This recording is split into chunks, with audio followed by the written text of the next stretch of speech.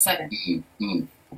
It's a treasure trove. I've only just started looking at it. I had to get into interviews, so I only had maybe 10 or 15 minutes in it.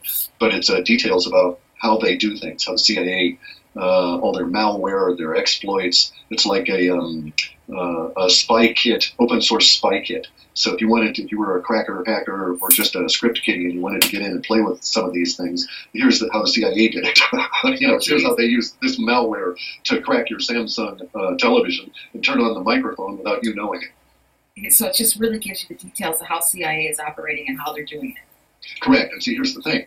This is a huge economic. A lot of people are going to miss this. All right. So you'll see a lot of individuals sort of dismiss this as being a sort of one-off, maybe like a Wikileaks kind of a thing, but a lot of the economics guys should be paying attention to this. The reason is that the CIA and the NSA do 99.999% of all of their spying for economic reasons. They don't do it for political reasons whatsoever. They're not trying to track terrorists or do any of that. If they happen to undercover one, they may throw a phone to Congress or somebody and say, oh, look, we think these bad guys are going to do something. But what they're really doing is spying for corporations, getting the details on deals in Russia and Turkey and all of this sort of thing so that our corporations can undercut sabotage deals and get the business, or so that our Faction A could use that same kind of a tactic to break a country or break a corporation that was in their way. So it's all at that level. Now here you have Russia, China, everybody seeing how it was done by the CIA with all the malware and all this stuff. So all of a sudden walls are going to start going up and it's going to start breaking down. Business is going to get tougher because our corporations that are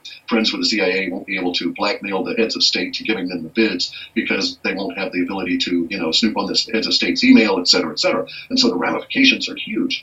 The fact that the citizens will be able to look at some of this and say, oh, look, I can do this, and that Samsung unit won't work, or oh, I can do this, and they can't track my car anymore. That's a good benefit for us, but it's all trivial compared to the economic impact of what's going to happen over the next couple of years as the vast machine that is the spying apparatus is turned off in favor, no longer be working for corporations for Faction A.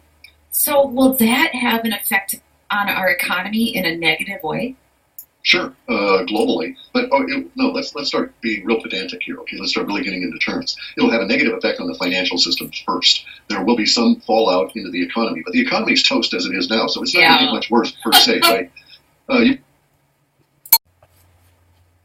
was released this morning with Volt 7. Mm-hmm. It's a treasure trove. I've only just started looking at it. I had to get into interviews, so I only had maybe 10 or 15 minutes in it.